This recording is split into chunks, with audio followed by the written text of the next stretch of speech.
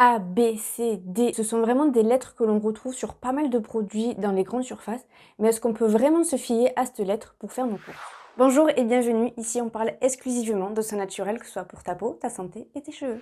Le Nutri-Score, il est présent depuis 2017 dans nos rayons et son but est très simple, c'est que quand tu regardes un emballage, tu saches de suite la valeur nutritionnelle du produit. Donc le A, c'est que c'est super bien et plus tu avances dans l'alphabet et moins c'est bien. Calculer le Nutri-Score, c'est vraiment un gros casse-tête. J'ai essayé de simplifier le truc au maximum pour que tout le monde comprenne.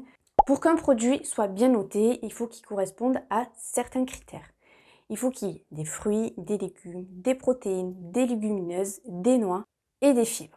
Et à l'inverse, quand un produit est mal noté, c'est qu'en général, il a du sucre, du sel, du gras et qui contient beaucoup de calories.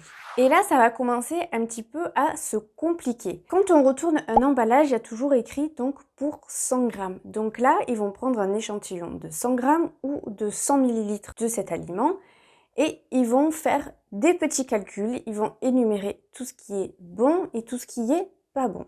Ensuite, ils font une soustraction des bons points et des mauvais points et le résultat donne une note et cette note, ils la transforment en lettres. Par contre, j'ai remarqué en fouillant un petit peu que le Nutri-Score, il ne prend pas en compte ni les vitamines, ni les minéraux et ni les additifs. Forcément, c'est pas toutes les marques qui jouent le jeu du Nutri-Score parce que pour certaines, ce serait vraiment une grosse baisse du chiffre d'affaires. Si on doit vraiment retenir une chose, c'est que le Nutri-Score, il est vraiment présent sur tout ce qui est préparé, que ce soit tes plats préparés, que ce soit sur des gâteaux. Tu vas jamais trouver un Nutri-Score sur tes fruits et tes légumes. Alors oui, de temps en temps, on a la flemme et c'est vrai qu'un plat juste à mettre au four, ça peut faire l'affaire.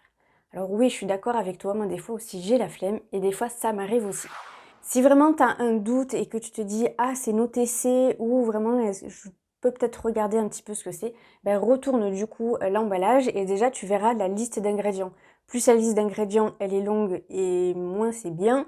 Et si tu vois marqué plein de E, c'est que c'est blindé d'additifs. Après, si vraiment tu as la flemme, il y a des tas d'applis aujourd'hui qui existent sur nos téléphones pour faire les courses et pour vraiment un petit peu vérifier si c'est bon ou si c'est pas bon.